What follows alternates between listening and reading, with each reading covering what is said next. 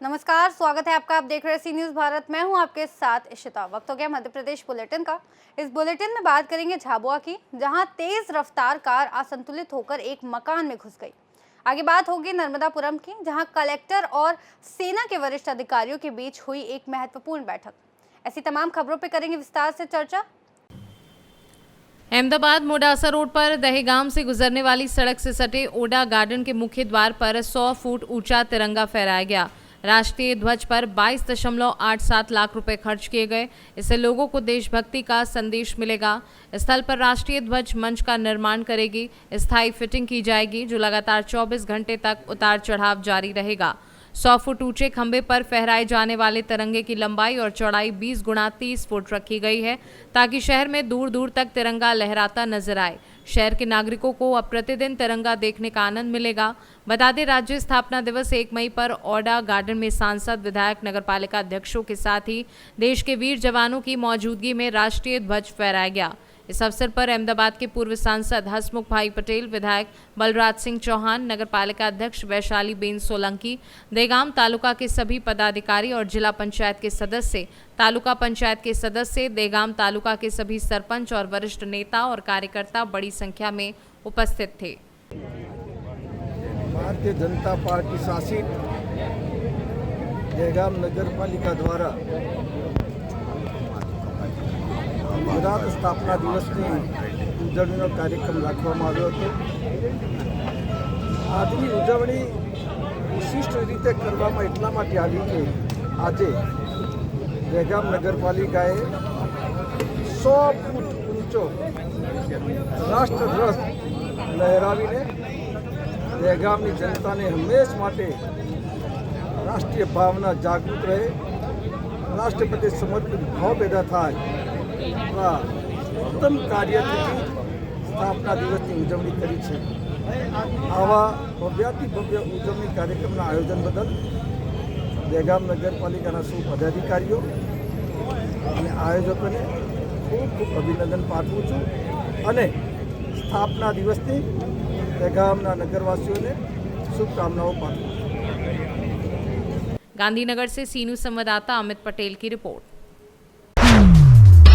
तापी के व्यारा सिविल अस्पताल और मेडिकल कॉलेज के खानगीकरण को लेकर विरोध हुआ, जहां 58 दिनों से लोग सिविल अस्पताल के बाहर विरोध प्रदर्शन कर रहे हैं।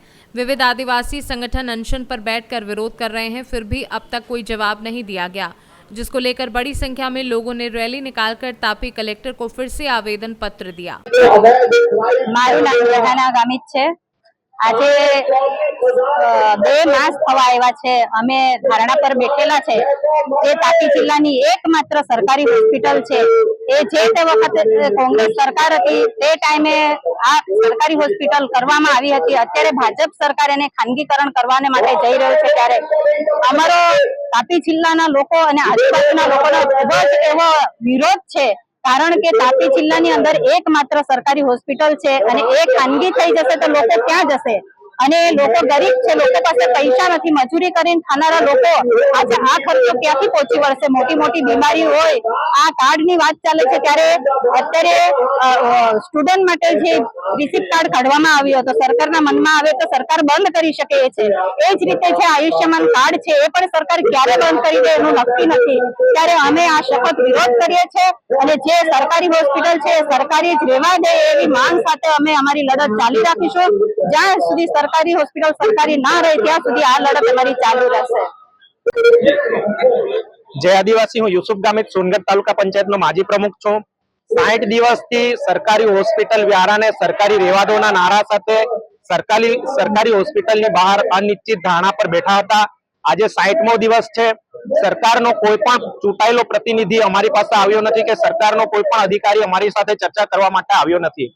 આદિવાસી સમાજના લોકો ધમધમતા તાપમાં જ્યારે ધારણા કરી રહ્યા હોય ત્યારે ચૂંટાયેલા પ્રતિનિધિઓએ પણ સાથ સહકાર આપવો જોઈએ। એમણે પણ પોતાના વિસ્તારના લોકોની અપીલ સાંભળવી જોઈએ। તાપી જિલ્લાની સરકારી હોસ્પિટલ એ જીવાદોરી સમાન હોસ્પિટલ છે અને એ હોસ્પિટલ બચાવવા માટે આજથી અમે આંદોલનની દિશા બદલી રહ્યા છે।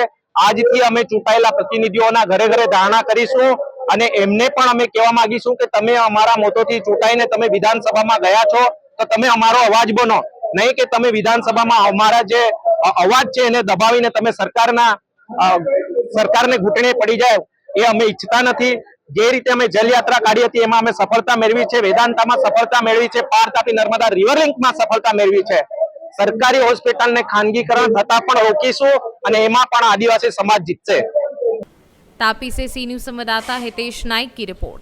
इस बुलेटिन में फिलहाल इतना ही। देश और दुनिया की तमाम बड़ी जानकारियों के लिए बने रहिए सी न्यूज़ भारत के साथ।